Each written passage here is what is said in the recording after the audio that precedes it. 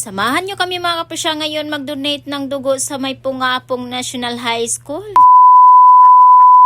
Hello mga kapusyang, for today's video ay samahan nyo kaming pupunta doon sa Pungapong National High School dahil may bloodletting daw magaganap doon sa Pungapong National High School mga kapusyang. So ito magdo-donate din tayo. Alam nyo mga kapusyang, first time ko mag-donate ng dugo mga kapusyang. So itong kasama ko si G. Eden, ito talaga yung nag-force sa akin mga kapusyang na mag-donate. Pinili talaga niya ako mga kapusyang na mag-donate mga kapusyang dahil sarap daw sa piling pag makunan ka ng dugo. At nandito na nga kami mga kapusyang sa may Pungapong National High School. At pagdating na nga namin dito mga kapusyang, medyo maliit pa yung tao. Siyempre, hindi tayo nagpapahuli mga kapusyang. Siyempre, tayo yung nauna. Sana all, nauna. Nagpa-BP na nga tayo mga kapusyang para malaman natin kung pwede ba ako makuna ng dugo. Uy, sana all. Siyempre mga kapusyang, kinabahan na nga ako dito. Walang BP pa si Ate Rosemary. Dahil lang nasa isip ko mga kapusyang ay yung karayong. Patay tayo dyan. Doubtful pa nga ako dito mga kapusyang. Baka anemic ako. Baka mapahiya lang tayo dito. Huy. At siyempre, hindi lang rin ako yung nag-donate mga kapusyang. Pati rin yung jowa niya. Huy, sana all may jowa. At habang naghihintay kami kay Doktor mga kapusyang, ay dito lang muna kami sa may tabi-tabi nagpakahoy-kahoy. Habang yung iba ay nagpalista pa. At syempre inano ko yung sarili ko mga kapusyang dito dahil yung nasa isip ko ay yung karayom. Duwag talaga ako sa karayom mga kapusyang, Diyos ko. At nag-start na nga kami dito mga kapusyang para makuha yung priority number. Grabe, sobrang daming tao dito mga kapusyang. Iba't ibang barangay ang pumunta dito mga kapusyang sa may Pungapong National High School. Medyo nawala-wala na rin yung kaba natin dito mga kapusyang gawa ng pagmamaritisa natin. Hoy. At nagkita kami ng pinsan ko dito mga kapusyang si Owen at si Maring Joy. Joy, yung kasama niya. Na 5 mil, patuli ka. Tubig na mo. 5 mil na pre, patuli. Mukha na ang tumoy. Wala na kong panit gamay.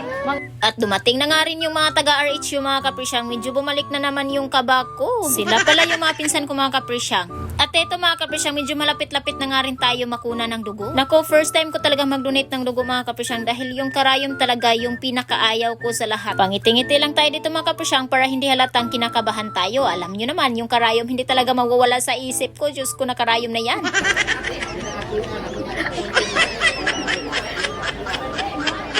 Alam nyo mga kapusyang, pag may ganito sa barangay ninyo mga kapusyang ay puntahan nyo. Dahil opportunity na to mga kapusyang. Libreng bunot ng ngipin mga kapusyang, libreng tuli, libreng haircut, libreng check-up. Lahat na lang ay libre mga kapusyang. At sabi dito mga kapusyang, may libreng bigas pa. Sana all. Medyo matagalan pa nga kami dito mga kapusyang dahil wala pa si Doc. Alam nyo naman, nung estudyante pa tayo ay mas punctual tayo mga kapusyang. Huy.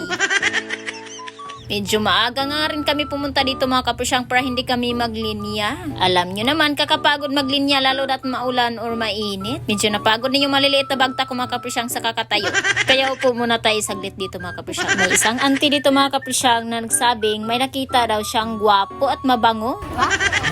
Sandalo na gwapo.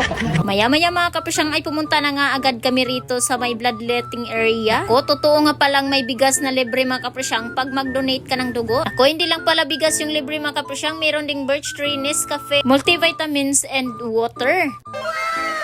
And finally mga kapusyang ay nakapasok na nga tayo. Hindi ko na kinuha ng video yung tinusok tayo mga kapusyang dahil kinabahan na nga ako sobra. Buti na lang mga kapusyang nandun si Eden at si Auntie Engine. Tinanong nila kung okay lang ba daw ako. At natapos na nga rin ako mga kapusyang at nandito na nga kami sa labas at kinuha na nga rin ni Ma'am Divine yung card. Natawa ako dito mga kapusyang dahil medyo nahiya pa nga ako lumapit sa table ni Ma'am Divine upang i-claim daw yung bigas. Alam nyo naman mga kapusyang, mahiyain tayo.